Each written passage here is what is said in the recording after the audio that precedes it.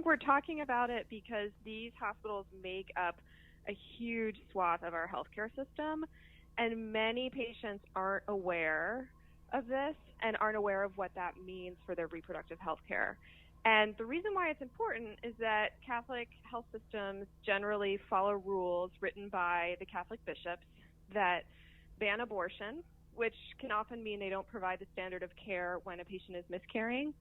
They ban most forms of contraception, fertility treatments like in vitro, sterilization procedures like tubal ligations and vasectomies, and they have also, these rules have also been used to reject gender-affirming surgery for trans patients on religious grounds. So when we talk about the scope of the issue, 1 in 6 acute care hospital beds, according to the most recent data we have, is in a Catholic facility.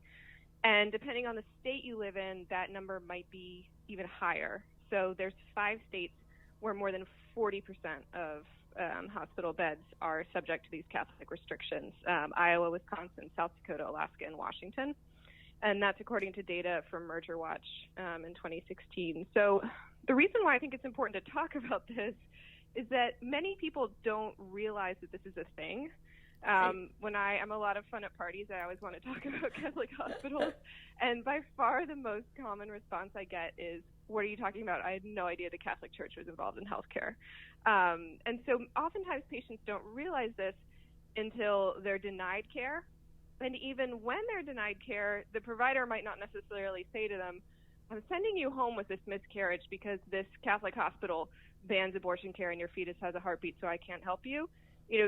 So even in these cases, the patient may not realize that they're getting substandard or restricted care simply because the facility is Catholic and follows religious rules.